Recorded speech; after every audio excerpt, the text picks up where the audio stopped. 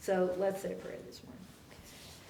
God, we pray that you will calm our hearts and our minds so that we can pay attention to what it is that we have to do in this place at this time. And we thank you for the opportunity together. The numbers really don't matter.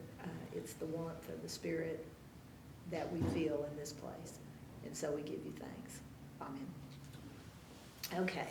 I have this friend, and he went to Juilliard, and he told me that every Sunday night he would go to, I think it was St. Patrick's Cathedral, I don't know, but they had evensong, and it's on Sunday night. And he would go, and he said, you know, the choir would sing this beautiful music and everything, and there'd be 2 people in the congregation. But every Sunday night, you knew that there was going to be evensong. And so what that told me was, who needs to be there is there. And it's not about the numbers, really. I mean, it's great if you have a room full, but it's not totally about the numbers. And so I don't like to not do something just because, well, there might not be many people there. It's just like the grief service that we usually do around the holidays. And I always felt like the people that need to be there are there. You know, everybody doesn't need to be there, but the people that need it are there. And it was always, when you walked out, you know, it was just a very moving, touching service, because people come and they speak about the person that they love who's gone. And so it's really nice. But anyway, so I think the Pastor's Cup is a lot of fun. It'd be great if there were a bunch of people. But when we used to do Biscuits and Bible before the pandemic, I think probably a good day was 30. You know, if we had 30, that was a really good day. It's probably more in the 20s. So we're going to get there. And the most we've had is 15, so to this.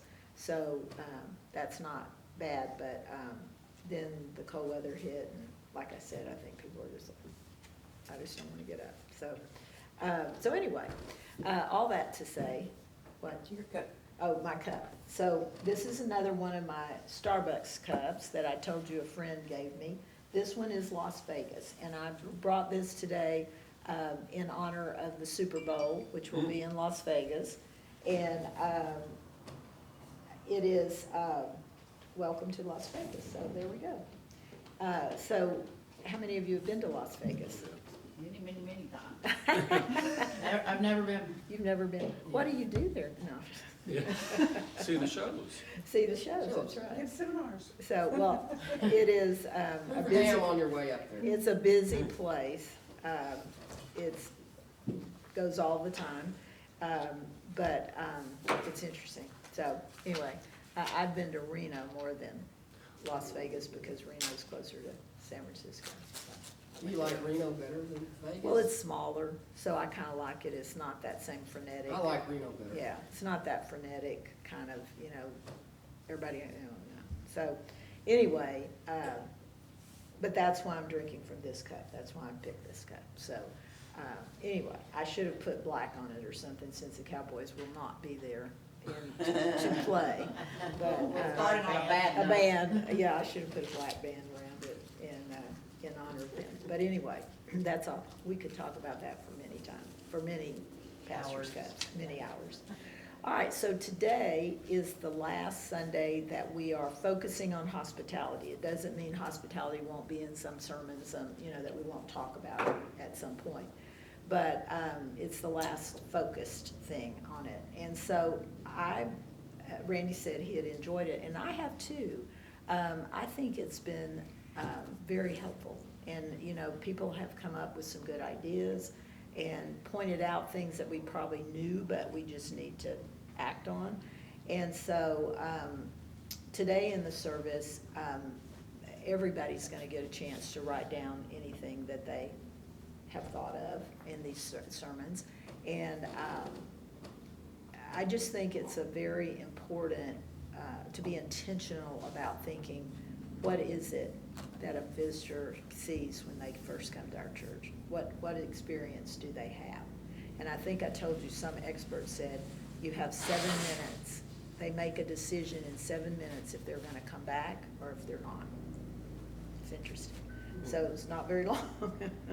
Gotta dance real fast. And so, anyway, but I hope it's caused us to think about it, and there are a lot of other ideas, but I'm gonna talk in the service about a couple of them that have come up that we're gonna try. And I just think it's a very good exercise. So today, I'm talking about it, the scripture is from Romans, and it's where it says, talks about being genuine, love, and all these things. Love, don't hate, and be genuine. And so I'm going to give you a heads up. You probably go to worship and you're like, oh, I've already heard that. But Terry and I went to 2 funerals this week.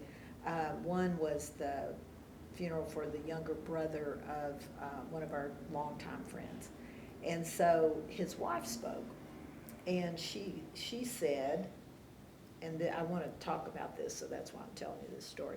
She said, somebody asked me to describe David, and she said, well, he's simple.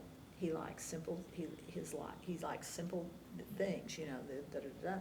And she said, I thought to myself, well, that doesn't sound very good. So she said, I went and looked it up in the dictionary, simple. And it says straightforward, not, no pretense. It named all these really positive things. And she said, well, that is him. And she said, along with a kind and loving heart, that's him. And so I thought, that's kind of what Paul is saying is about being genuine. These are the things you do. It's not rocket science. You can do it. But one of the things is no pretense, straightforward, integrity, the things that are really good. Now, of course, every word in the dictionary, there are good and bad attributes of it, but these are very positive things. And so being genuine is a real question, and I wanted to ask you is, what does that mean to you for somebody to be genuine? Like, have you met a person that you just knew right away, that it's like what you see is what you get. They are this is who they are. There's no putting on. I always say that about my spouse, Terry. He is truly a person with no guile. What you see is what you get. He's not gonna wear something just because everybody else is wearing it. I'll say, well, this is in style. I don't care. He's not, it just doesn't matter. And he's the kind of person, if I would, when he was working all the time, I'd buy him a new blue shirt because he wore those with his blazers all the time. Well, so he would then go to his closet and pick out the one that was the most worn and give it away. And I said, well, I was giving you another one so that you wouldn't have to wear the same 3 every week. And he was, well, I don't need that many in my closet. I mean, he's just he's in the best sense of the word, simple man. He knows what he likes, he knows what he doesn't like. He's not gonna BS you, he's gonna just tell you how, he feels about it. So sometimes you like it and sometimes you don't. But most of the time you like it.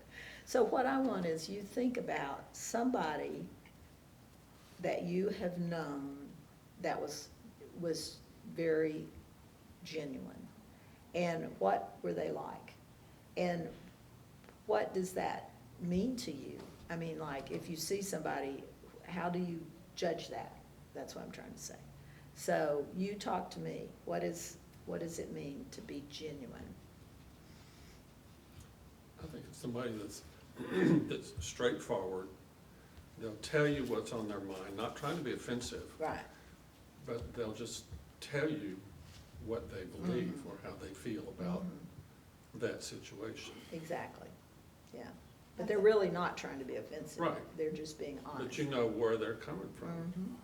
Okay. I think you gotta know, it's like almost a sense that you have when someone is or isn't genuine. I know, like, when dealing with customers or customer service, you kind of know, who you're talking to, and I can't fake it, Yeah. I mean, Yeah. for very long. I mean, hey, how are you? Yeah. But you know, trying to be genuine, with people, you can tell when people are and when they're When they're not, not, you know, yeah. like, my dad is married to this woman that's, you know, difficult, and it's the nicest word I can use, and, it's hard to be genuine Mhm. around her, because it's so difficult. Mhm. I don't know, that's a Yeah, you good have to example. work at Yeah, it. yeah, Yeah, yeah, yeah.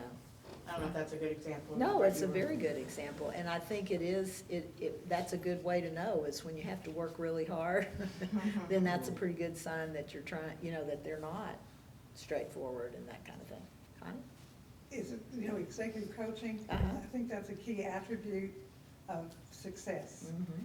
If somebody's not gonna be genuine, then, on that scale, Mhm. how coachable are they? We can go either way, you know, Mhm. it's the hard way or the easy Yeah, way.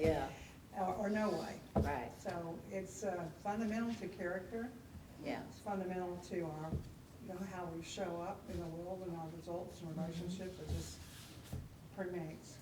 Yeah, and especially, we all, I think you'll resonate with this, is salespeople who are not genuine. You know, we always think of a car dealer, or car, but you know right away when they're just feeding you a line, you know, and just telling you what you want to hear. Well, what do you want your payment to be? And I go, well, I want it to be $150. Well, how much do you want for your trade-in? Well, of course, I want $20,000 for my, I mean, it's a crazy question to ask you. They memorize something and so they tell you, but it's not authentic. Right. And so, Right. do you care? You got your facts, you got your feelings. Yeah. If we sense that they don't care, next. That's right, that's exactly right. Cindy, you have your Bible open, don't you? Look in Romans 12, and I think, is that where you are? Yeah, And are you reading the scripture? I'm just trying to find it. Okay, it is, I think it goes through 20, and I think it starts with maybe 8. Read 8 and I'll know. I can't remember right off. If it is to encourage and then give encouragement, is that, Just start there and read it to us. Read it loud. so you want me to start on 7 since that's the beginning? of this? Okay, that's fine. If it is serving, then serve. If it is teaching, then teach. If it is to encourage, then give encouragement. If it is giving, then give generously. If it is to lead, do it diligently. If it is to show mercy, do it cheerfully. Is that? Keep going. Love must be sincere. There you go. Hate what is evil, cling to what is good. Be devoted to one another in love. Honor one another above yourselves. Never be lacking in zeal, but keep your spiritual fervor. Serving the Lord, be joyful in hope, patient in affliction, faithful in prayer. Share with the Lord's people who are in need. Practice hospitality. Keep going. What verse are you on? 14 now. Go through 20. Okay. Bless those who persecute you. Bless and do not curse. Rejoice with those who rejoice. Mourn with those who mourn. Live in harmony with one another. Do not be proud, but willing to associate with people of low position. Do not be conceited. Do not repay anyone evil for evil. Be careful to do what is right in the eyes of everyone. Is that through 21? No, I mean, 20. I was just thinking about that. for a Yeah. second. If it is possible, as far as it is, if it is possible, as far as it depends on you, live at peace with everyone. Do not take revenge, my dear friends, but leave room for God's wrath. For it is written, it is mine to avenge, I will repay, says the Lord. On the contrary, if your enemy is hungry, feed them. If he is thirsty, give them something to drink. In doing this, you will heap burning coals on his head. Yeah, and some translations use the word actually genuine, but those characteristics are somebody that is genuine, for sure. What verse is that? Or what what? It's Romans 12, and I think it's 8 through 20. I think it's 8. Very much 9, yeah. Yeah, maybe it gets up to, yeah, I just can't remember the scripture. But, so Paul is talking about what Christians are supposed to be like. So, anyway, okay, somebody else. What? And tell us, if Holly mentioned a particular person that she has trouble, that she thinks it may not be real genuine. So if there's a person you've known that is, or isn't, tell us about that person. You don't have to give any names, just tell us what they're like.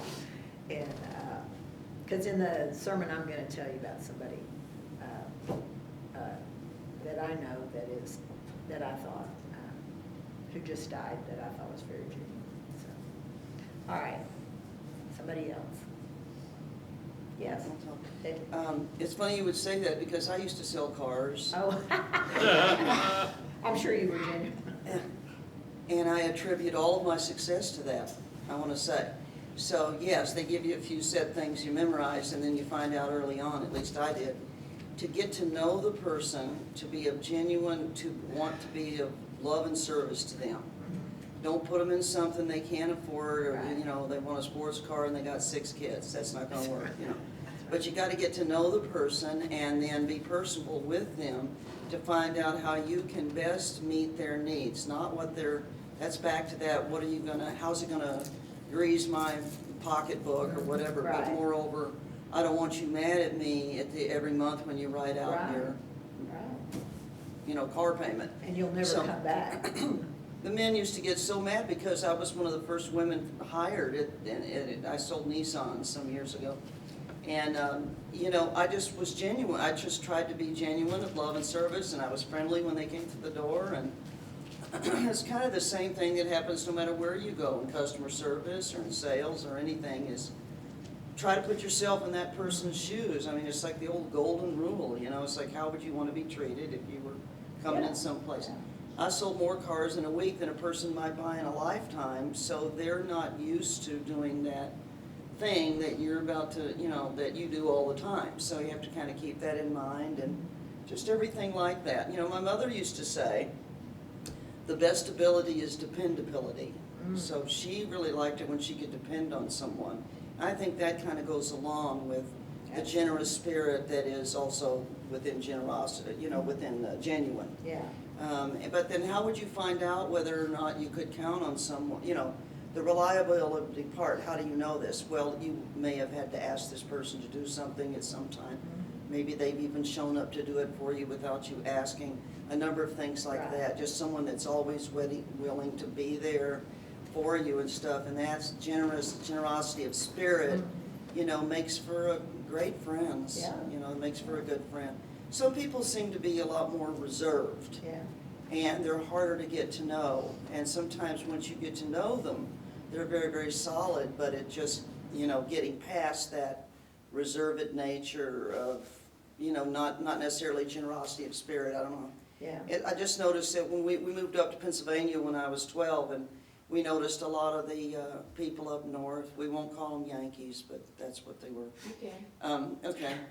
They're reserved people. It's not that they're not good people, and eventually they turn out to be very generous people and stuff. But just, you know, they're the whole, in the South, people are so much more friendly. Just generally speaking, Right. not individuals Right. all the time.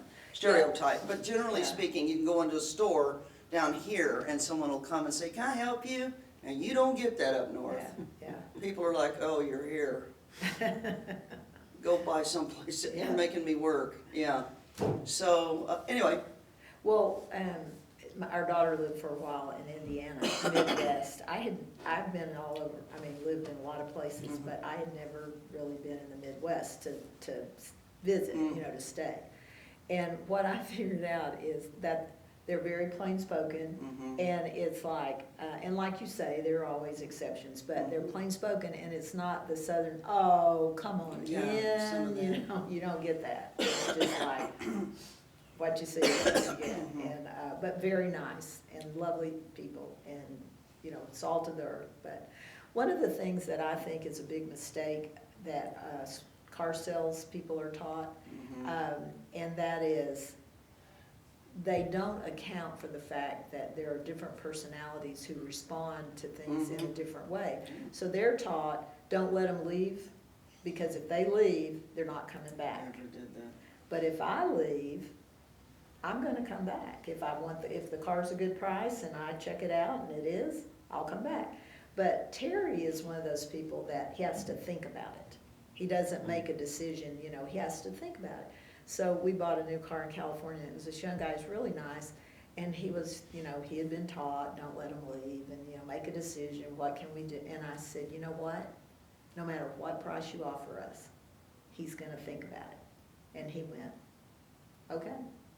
And he knew, and we went back and we bought the car from him. But he listened. That's what I thought was impressive, is he listened and said, and we actually went to look at one car and we wanted to check it out and see if it was a good price. And so we said, we'll get back. And when we went back in, they said, we thought you'd never come back. And I said, well, I told you we'd come back, so we're back. So, but I think that you have to account for the fact that not everybody reacts to everything in the same way. Okay, somebody else. Well, I didn't know that about you. That's very interesting. And I can see how you would be a very good car salesperson. We bought our most recent car from a woman, and when we were sitting in one of the offices, they had a chart of who had sold how many cars in the last whatever month. She was the top salesperson by a long shot. And I just thought that was interesting. But anyway, okay, somebody else. Somebody that you, Well, it's, to the listening, the listening is an ability, but it goes back to being, do you genuinely care to do it? That's right. You gotta care first, just like you had to hear your customers, but you had to care about listening to them. Otherwise you can't hear Otherwise, it. you'd just be giving the spectrum. Yeah. Yeah, and I think the thing about don't sell them something that they don't really need and can't afford is huge. It's a huge thing. And so, anyway, okay, somebody else, somebody that's genuine. Well, I have a comment or question. Okay. So, there's this thing, there's this saying, fake it till you make it. So sometimes you might not be feeling generally friendly or, Right. I mean, this could be in customer service or it could just be in just talking to people or whatever. Maybe you're in a bad mood or maybe just don't feel generous or whatever. But, so sometimes I take that advice just to make an attempt, Sure. even though that's not what I'm really feeling. So I wonder if that's wrong. No, I don't think so at all. I'd be interested in your reaction too. Because I don't think even if you act friendly, you're going to do stuff that is not genuine, like you're going to tell them something that's not true or not be. You're going to be you, but I do think there's something about going ahead and being present with other people that can boost your spirit.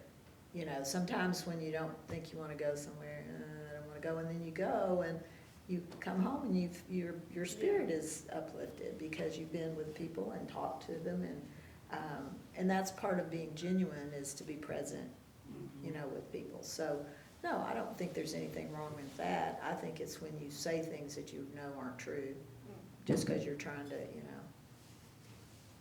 our son is a salesperson, and I told him that I think he's successful because people think they can trust him, because he comes across that way. You don't think he's just trying to get my business and he's not gonna, but he comes across as it's what he is, he's a very genuine person, and he's, so anyway.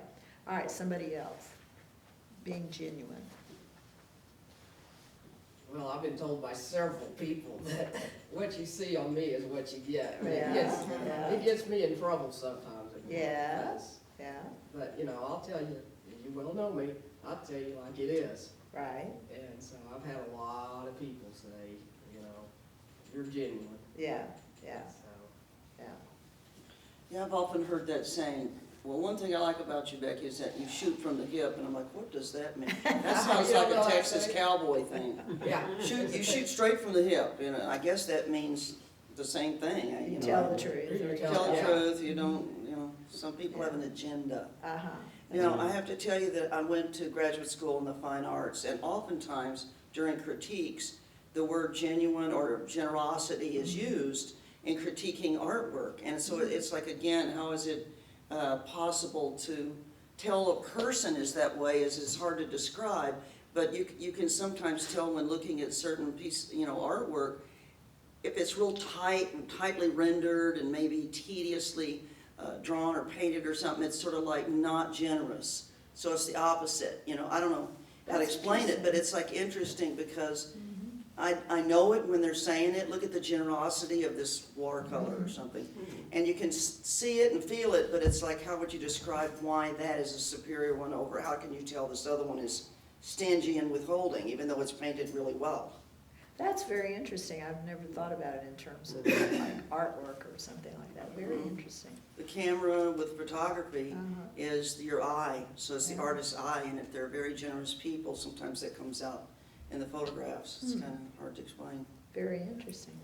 Yeah. My nephew Nash, who has Down syndrome, is very genuine, and people love him. Yeah. Well, we call him the mayor. And he lives in a small town here in Texas, and he has been learning to be a photographer. That made me think of it, because he works on the sidelines at volleyball, basketball, football, and his pictures almost make you cry. Because the people who are looking at him, their faces are unassuming. Their faces have the brightest smile. Their faces are, this guy's not gonna hurt me, because they know his heart. Yeah, yeah. So, but if you see his pictures, their eyes are shining, and he's smiling, he's like, Yeah. and it's just precious to see. And there have been several people who have taken pictures of him taking pictures. Pictures. And it's just a very sweet moment. But the pictures he takes, he's been doing this for 3 or 4 years now, and my brother's in media, and he's like, he has something. Well, so he's generous because he gives himself totally, and Mhm. they then feel comfortable to be Yes. generous back to him. It's beautiful. That- It's yeah, it quite is beautiful. It is beautiful. Yeah, And so that's what we're going for. yeah. That's exactly what we're going for, that people come in and they feel that. And I think they do here. I think they feel a generosity of spirit and a welcome. And so I do think that people get that feeling. And that is exactly what we're going for in being hospitable and being, I always think about being hospitable in your home. What do you do, like somebody's coming, and what do you do to show that you're hospitable? Anybody? Food. Food? Drinks, or Drinks. something. Food, they say. Have a in- seat. Have a seat. In the South, they always say that they have to turn it down 3 times before they'll take it, like, oh, no, I don't need anything. You sure you don't want some water? No, I'm fine. The 3rd time, they go, okay. So, I think it's funny. But yeah, food, comfortable, sit down, take a load off your feet. Is it too warm or too cold? Yeah, yeah, and just the appearance of the room, the place. You can walk into places that don't have a welcoming feeling. And we knew these people in California, and they were members of our church. And they had a party, like a Sunday school party or something, and we went to their home. On every table, like if there was a bedside table, there was nothing. It was just the lamp. On any surface in their home, there was nothing but, like if there was a lamp or something like that. No pictures, no memorabilia, nothing. Sure they live there? I know, huh? No knickknacks? No Was it an knickknacks. Airbnb? No, it was, well, no, it wasn't, but I thought to myself, oh, it's so sterile, Feng shui. There's nothing that feels, Feng shui. but they tell you to have nothing? Minimalism, Well, I know minimalism, so, but you can still have right. a picture and a book. But books are, to me, we got it, we're welcoming Corey and Jason are bringing their 2 new babies. They're here. Oh, they're here, okay. So now, so they are, they're adopting them, and they're bringing them today for the first time, Nice, so very I nice. think that's great. And we're really excited. I think what are their ages, do we remember? 3 years and 18 months. 3 years and 18. So they had nothing for new babies, so they are very I see, excited. it's very But, fun. but yes, when you walk into a home, you get a very clear sense of these people are welcoming and hospitable, or maybe they're not, don't you? Mhm.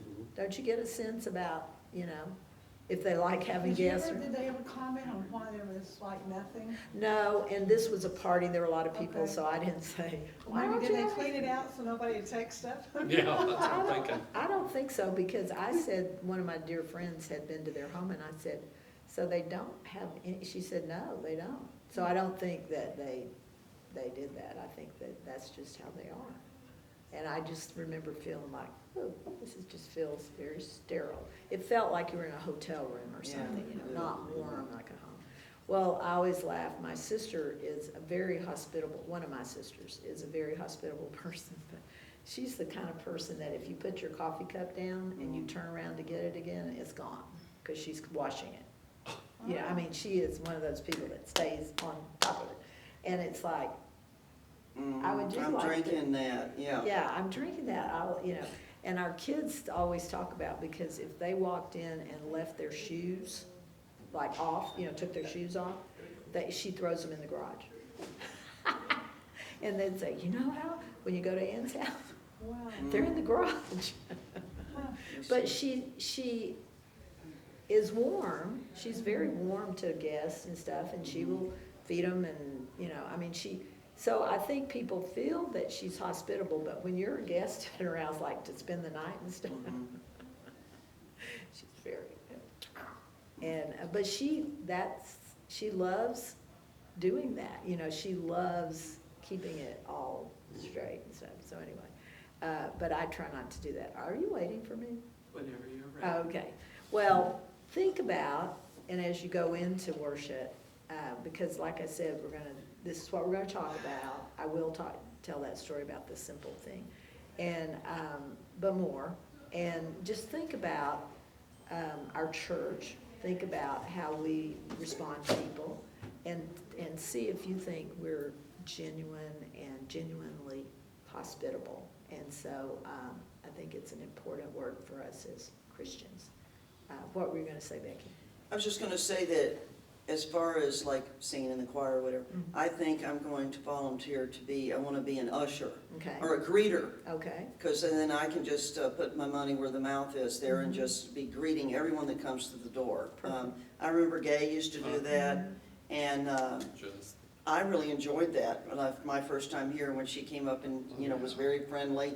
Just tell, we're so glad you're here. You're not just saying it, but she's very glad I'm there, you know, so it's a feeling of you didn't want hospitality. to let her know you were a visitor. and, you know, I think Gay, her name is mentioned so much, more than any other person know. that's died since I've been here. Mhm. And I just have a feeling she's just laughing, you know. Yeah, she's smiling, She's smiling cackling. in heaven. Cackling. Cackling. She's standing by St. Peter Yeah, greeting. yeah, every probably, person. that's right. She didn't Yeah, care who that's they right. are. It's This okay. is helpful. Yeah. Yeah. Yeah, to do well, it. thank you all, and like I said, bring a friend next week. You know, hospitality isn't just here, it's